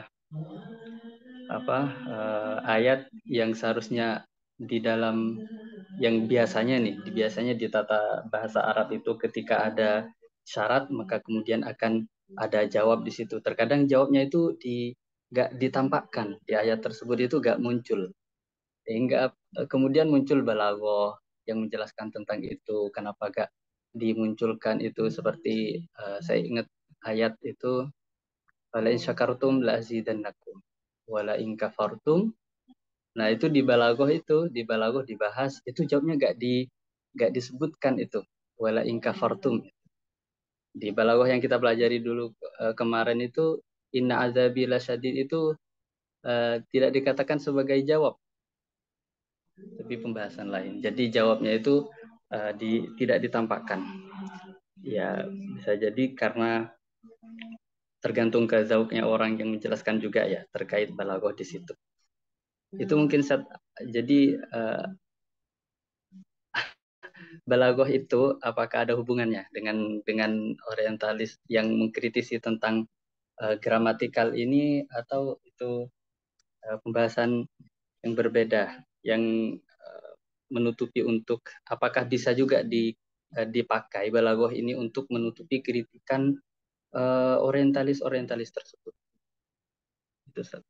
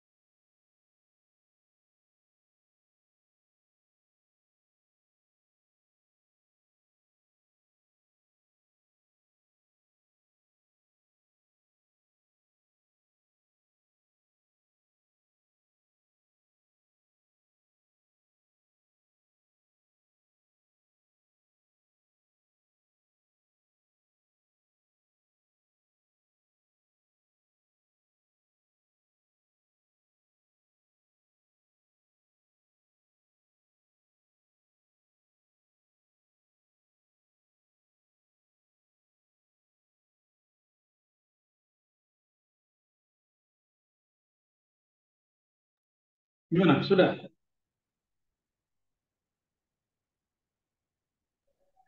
Sudah mantap? Sudah cukup Bu ya, monggo dibantu menjawab. Belum banyak jawaban tuh dari tadi. Oke, baik. Ya, tentang ada istilah grammatical error atau error grammatical in the Quran ya. Jadi kesalahan gramatikal di dalam Al-Quran memang salah satu tema sentral dalam kajian orientalis. Tapi rata-rata orientalis nggak berani-berani amat. Karena mereka setahu saya jangankan orientalis, santri yang sudah 30 tahun di pesantren pun nggak berani-berani amat mengkritisi nahu sorofnya Quran, apalagi orientalis. Saya sangat mengerti. Orientalis itu agak takut ya cara.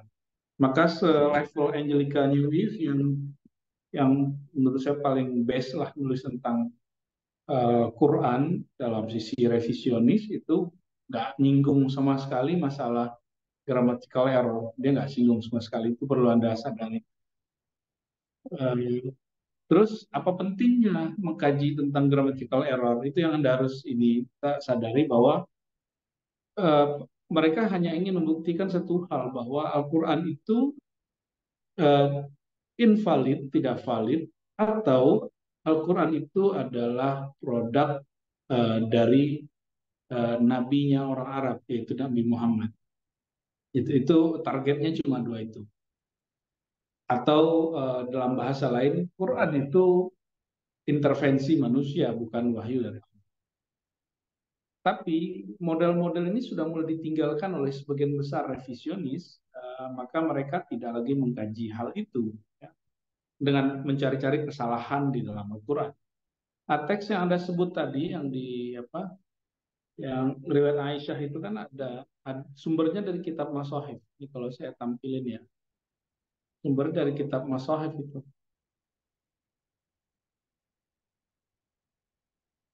yang bahwa ada grammatical error, ada lahan di dalam Al-Quran gitu ya.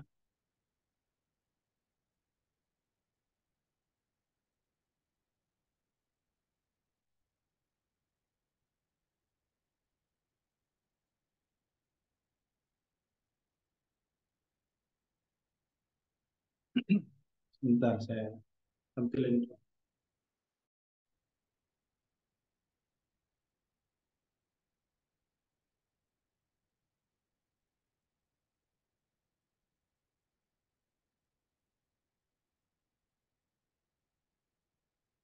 Nah, ini ada kalimatnya. Jadi teksnya diambil sumbernya dari sini, ya.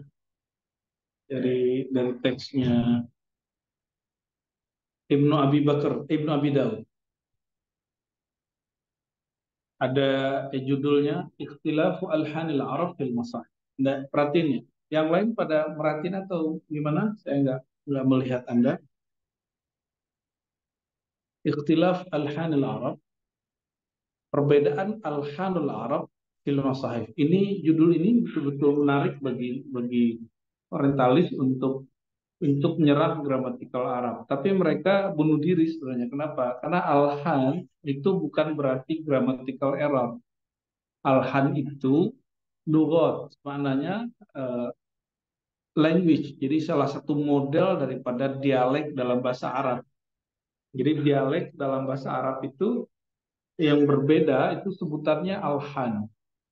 Nah, kalau kebanyakan kita memahami lahan itu al-khata yani al-lughawi, kesalahan dalam bahasa, dan itu tidak pas ya, itu kurang kurang sahih. Uh, nah, maka ada istilah misalnya lahan ubay. Kan tadi riwayat ini yang dipakai oleh termasuk Arthur Jeffrey yang Anda nukil, dia pakai ini karena dulu yang pertama kali meneliti kitab ini di zaman modern ya Arthur Jeffrey, maka dia menggunakan teks ini dan ya saya katakan itu bunuh diri ya. Itu kurang pas ketika dia menjadikan teks ini sebagai sumber kekeliruan.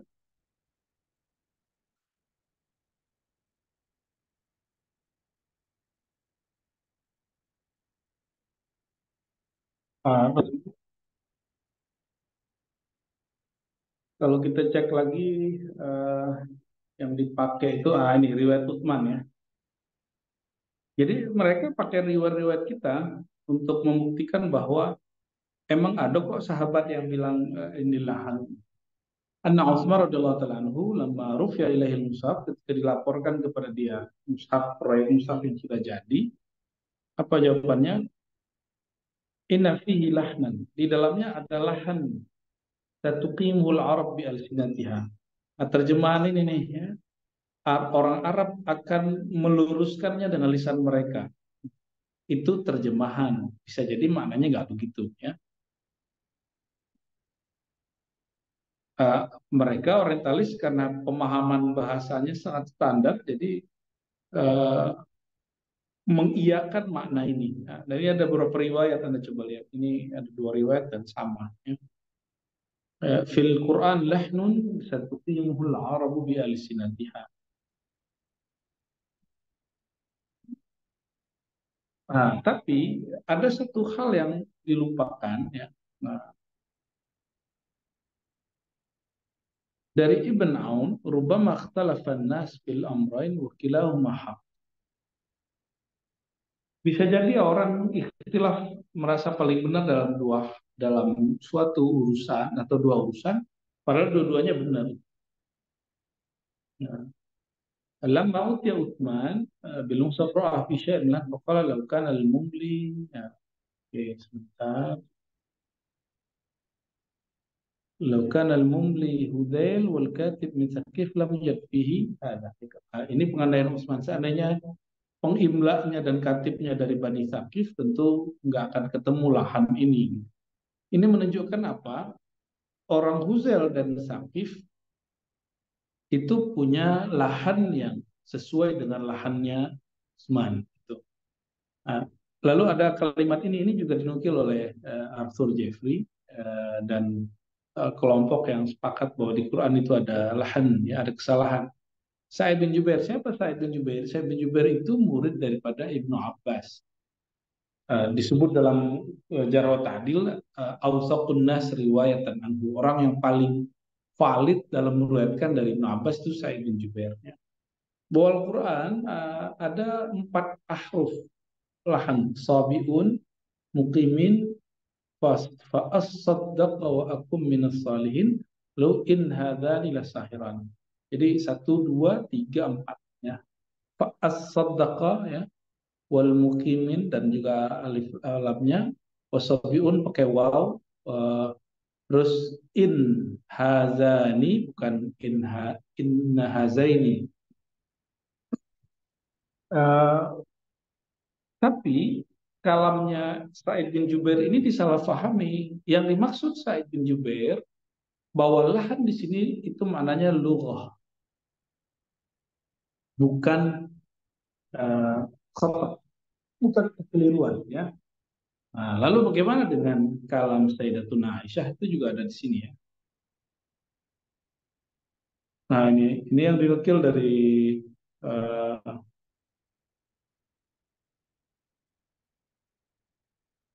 Rabban, nah ini Sayyidah Aisyah. Jadi semuanya diambil dari kitab Masahif. Dari Urwa berkatanya kepada Aisyah, anlah dalam Quran, mengenai lahan dalam Quran. Satu. Kalau di sini disebutkan tiga, saya bin Jubair nyebutin empat. Ya.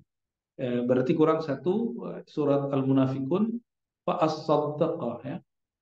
Wa an qawlihi walladzina hadu was-sabiqun faqalat ya ibna ukhti hadza amal kitab. Ini adalah perbuatan penyalin. Akhtau fil kitab, mereka bisa saja keliru dalam menulis. Nah, itu perkataan Sayyidah Aisyah. Nah, gimana cara nanggepinnya? Cara nanggepinnya gimana? Anda belajar qiraat eh, dengan dosen siapa kalau di IIKI sekarang? Semuanya. Siapa dosennya? Dosen qiraatnya siapa? Kiai Bu Fatoni. Romlah. Alhamdulillah Iya. karena keesokan juga. Oke, ada kaedah di dalam ilmu qiraat. Ini mengambil contoh kasus dalam riwayat mazhab Malik membaca basmalah untuk Fatihah dari dalam sholat itu bid'ah. Karena Nabi la yaqra bi bismillah. Ada satu riwayat dari Imam Malik, Nabi tidak membaca basmalah. Dan riwayat itu menunjukkan bagi Imam Malik bahwa bismillah laisa minal Fatihah, bukan bagian dari Fatihah. Coba ikutin pelan-pelan ya. Tapi dalam semua qiraat yang mutawatir, bismillah bagian dari Fatihah bukan? Gimana? Bagian dari Al-Fatihah, Bu ya. Bagian, dan itu semua ijma, semua qiraat. Nah, saya mau tanya kepada Anda, jika ikhtalafa ahlul qiraah wal fuqaha fi qiraatin ma minal Quran, jika ahli qiraat dan ahli fikih atau ahli hadis berbeda dalam satu qiraat, maka ulama mana yang diikuti? Ulama fikih, ulama hadis, atau ulama qiraat? Ini secara keahlian nih. Sama kiroat, Gus. Qiraat. Ya benar nih. Ini Anda bisa ganti mazhab loh hari ini. Yang tidak jahar basmalah nanti langsung ganti itu. Kebetulan madhab Syafi'i basmalahnya dibaca, Bu ya. Ya kali ada yang tidak syafi'i kan. Kali si Zen ini nggak menjaharkan basmalah kan, siapa tahu. Alhamdulillah Oke, jahar. itu satu janab awal, ya, satu sisi. Yang kedua, dalam kaidah usul fikih dan kaidah ahli riwayat, mereka ittifaq sepakat, idza ikhtalafat riwayatul ahad wal mutawatir quddima al mutawatir. Jika berbeda riwayat antara ahad dan mutawatir, maka yang didahulukan mana? Khawatir. Tawatir. Semua riwayat dari Sayyidatuna Aisyah, dari lafaz Sayyidina Utsman tadi riwayatnya ahad, tidak ada yang mutawatir. Sedangkan ahli qiraat meriwayatkan in hadzani lasahiran, ya, wasabiun wal muqiminas shalah. Tidak ada masalah itu, ya. Itu tanda. Jadi ada satu pesan di situ bahwa ahlul qiraat ya'tamiduna ala riwayah akthar min i'timad ala alal aql, ya. Mereka iktimat terhadap riwayat lebih banyak daripada sumber rasional semata yang mengkritisi gramatikal, ya. Nah, sekarang saya mau tanya kepada Anda, lebih dahulu Quran atau grammar, nahwu sorof? Mana yang lebih dahulu? Dahulu Al-Quran. Baru Dahulu? ya Al-Quran terus gramatikal. Oke. Kalau nggak ada Quran, ada nggak Sibawai? Nggak ada. Nggak ada Sibawai, nggak ada siapa lagi? Al-Farra. Al-Farra, nggak ada. Maka justru nahwu sorof itu ustun bito minal Quran. Tapi apakah semua yang dari Quran dapat diistinbat secara ilmu nahwu sorof oleh ahli bahasa? Kan tidak. Maka barangkali kalau Anda nggak sanggup, itulah bagiannya. Ya. Itu bagian dari sesuatu yang di di mustasnayat, ya, ahli Arab. Seperti saya tanyakan kepada sebelumnya, boleh nggak baca yang bukan Arab di dalam Al-Quran? Dan Anda sepakat tidak. Terus saya nanya, Alif Lam Mim Arab atau bukan? Dan Anda bingung semua kan? Kalau dibilang Arab, orang Arab nggak ada yang ngerti itu Alif Lam Mim apa. Ya, maka tidak semua juga orang Arab mengerti dengan bahasa Arab. Seperti Anda orang Indonesia atau orang Jawa kan sulit juga nerjemahin beberapa kata dalam bahasa Jawa ke bahasa Indonesia. Ya, nggak mudah gitu. Oke, itu beberapa ini. Jadi kenapa yang muncul kemudian Al-Fadi? Al-Fadi ini ya dia baru ngerti ujurumiyah lah, belum ngerti yang lain.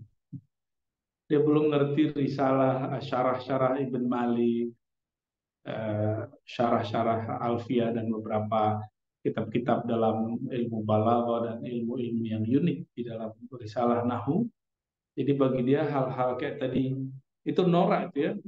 Inna rahmatullah qaribun minal musinin, terus dia bilang qarib ini khoto, ini muzakkar kok, rahmat rahmatullah muannas. Ini tanda dia nggak ngerti dan nggak baca tafsir Al-Kasyaf, tidak baca tafsir Ar-Razi, bahwa mereka sepakat menyebut bahwa dalam bahasa jika sesuatu tidak muannas hakiki maka tidak mesti dimuannaskan. Ya, anak baru ngerti bahasa Arab juga ada paham. Oleh karenanya, Anda jangan terlalu tinggi estimate terhadap orang Arab. Orang Arab itu nggak semuanya juga ngerti gramatikal, ya. Mereka kalau nggak belajar gramatikal itu nggak ngerti juga. Bahkan boleh saya pastiin lebih banyak kiai-kiai di Jawa ngerti gramatikal Arab daripada orang Jawa, orang Arab. Tapi orang kiai-kiai itu nggak bisa ngomong bahasa Arab, itu aja bedanya. Orang Arab memang lahirnya itu pakai bahasa Arab, ya. Coba ajak orang Arab ngomong bahasa Indonesia juga nggak bisa kan? Sama lah barangkali, ya. Jadi itu bukan standar keulamaan atau standar keilmuan, ya.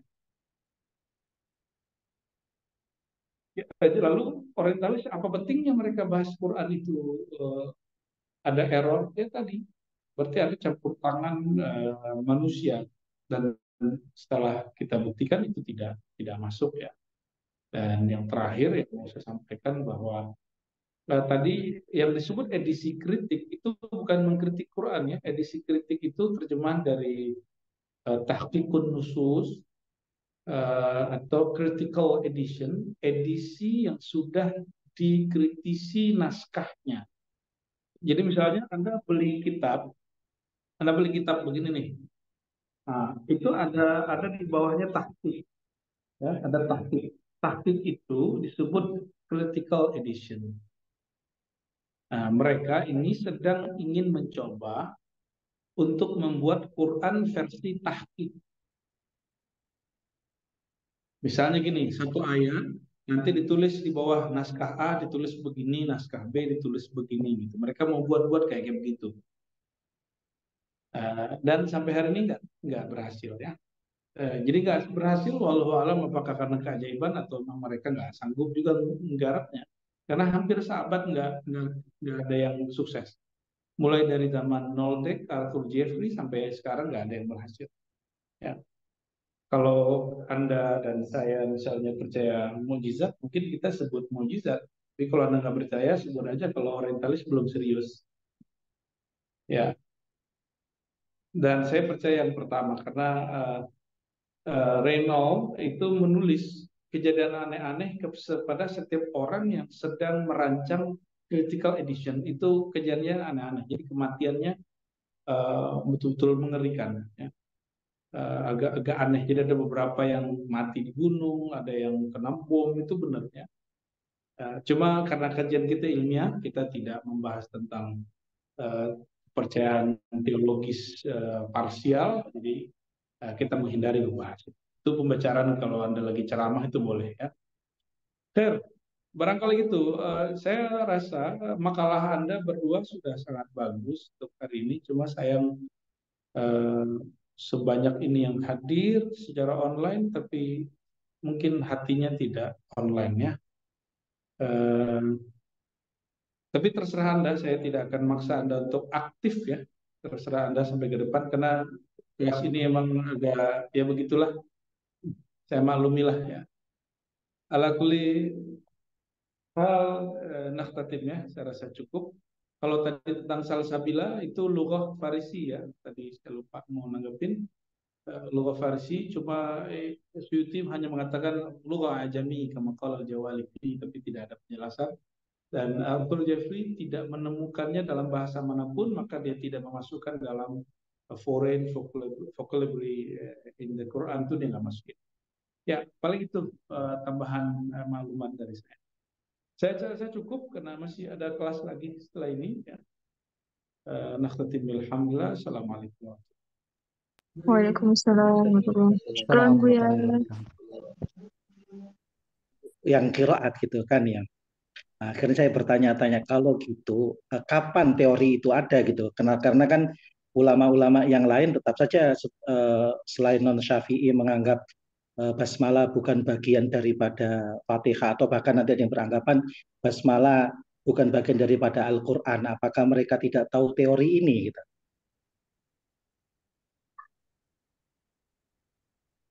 Gimana tadi Pak pertanyaannya? Masalah teori berarti ya? Dahuluan mana gitu? Iya, mana yang lebih didahulukan kan kalau ada perbedaan Oke. antara apa namanya fuqaha dengan ulama perawi. Nah, tadi kan jawabannya kan pertama bahwasanya yang didahulukan ya yang ini perawi qiraat, dan tadi yang saya tahu sih Hafiz An Asim memang meriwayatkan Bismillah bagian daripada Fatihah gitu kan. Yang lain juga hanya seperti itu. Gimana tanggapan ulama-ulama fikih gitu, para fuqaha, kenapa mereka masih tidak mengambil teori ini gitu? Mereka masih bersikuku, ada yang mengatakan basmalah tidak bagian dari Fatihah, bahkan ada yang mengatakan basmalah bukan bagian daripada Al-Quran. Nah, apakah teori ini baru atau sudah ada dari zaman dahulu gitu, kesepakatan ini? Tadi terkait dari tarikh nggak sih Pak? Kira-kira kalau Pak Imam Syafi'i itu berarti tahun berapa ya Pak wafat? 204 kalau nggak salah. Imam Qiraat? Ya 204. Imam Qiraat? Imam Qiraat setelahnya. Setelahnya Imam Qiraat, ya setelahnya. Awal kan. Tapi mungkin sedikit yang mungkin saya pernah dengar, kalau misalkan kita lagi baca Al-Quran yang dipakai imamnya imam qiraat. Kalau yang lagi semisal kita lagi melakukan ibadah, jadi yang dipakainya fuqaha gitu Pak. Mungkin nggak tahu ya ini menjawab atau enggak. Iya, kalau nggak salah tuh Buya pernah nyampein juga di kelas ini nggak sih? Apa pas lagi di kajian mana ya? Aku juga lupa. Jadi poinnya sih tadi kayak yang udah disampaikan juga sama beliau ketika istilahnya itu fokusnya di ranah bacaan ya. Di ranah bacaan kita ngambil dari riwayat mutawatir yang dari para ahlu qiraat gitu. Para qurra. Kalau misalnya ya balik ke bidang masing-masing dari para ulama itu kalau yang pernah bisa tangkap ya dari yang beliau sampaikan. Tapi bakal jadi bahasan menarik juga sih nanti kalau semisal hubungan antara di compare tuh berarti para fuqaha dengan para ilmu qiraat. Jadi apakah Nah, jadi tesis tuh, Mbak. Sekalian di compare tuh. Imam Syafi'i pakai Bisa tuh. qiraatnya siapa? Iya bisa. Nah, itu. Nah, Nah, Jadi itu balik menarik lagi sih. kalau menurut Jiza balik lagi ke masing-masing beliau itu mendapatkan riwayat itu dari karakter riwayat yang beliau pegang tuh dari mana ujungnya sampai ke Rasulullah. Untuk hadis sendiri gitu kan misalnya. Kalau dari Imam Malik tadi kan kalau nggak salah belum meriwayatkan sendiri nggak sih itu? Kalau tadi yang belum sampaikan. Eh, Dalam kalau Muwatta. tadi misalkan konteksnya duluan yang Imam Fuqaha dulu, barangkali memang kan Imam Fuqaha yang disebutkan kayak Imam Syafi'i itu kan nggak cuma ahli fikih, tapi juga ahli hadis, ahli tafsir dan lain sebagainya. Barangkali juga meriwayatkan sendiri. Nah Terus itu. nanti pas tiba masanya zaman keemasan kiroat, disitulah baru disusun. Tapi ini menarik, menarik kalau ada yang mau Iya. neliti. Benar. Ini aku mau lapor ke Buya. Bu, ini diskusinya aktif malah ketika Buya udah live. Ya, beliau menutup ruang diskusi langsung ini gitu.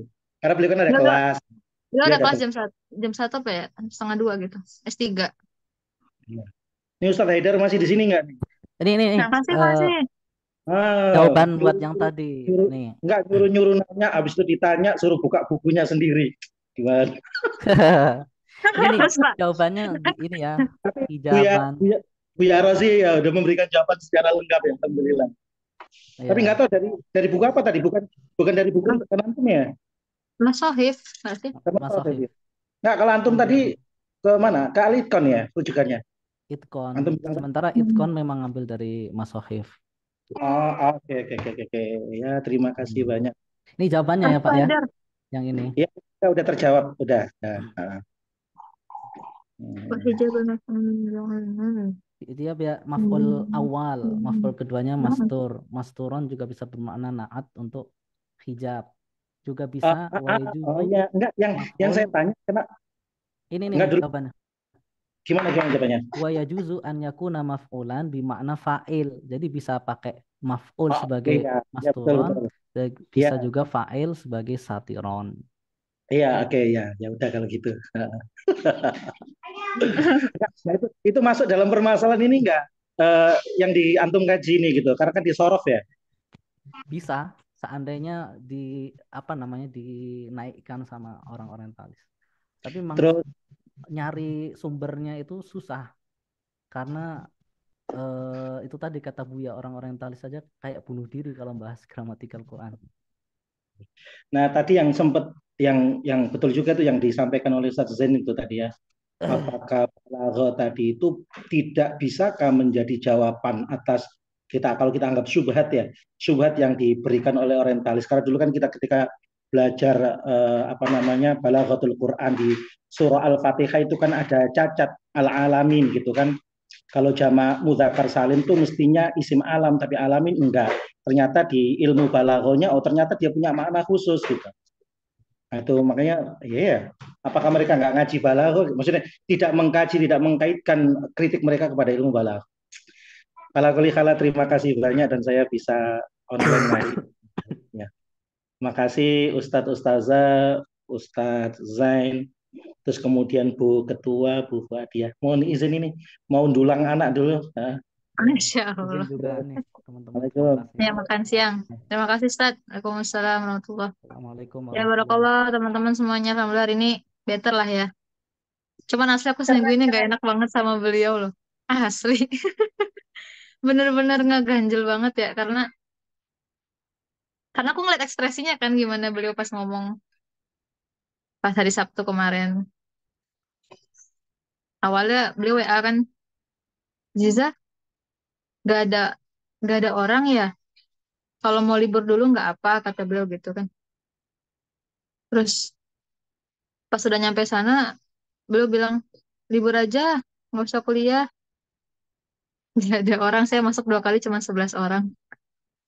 Terus beliau bilang gini, kayak saya yang butuh aja sama kuliah. Wah, itu aku langsung, oh ya.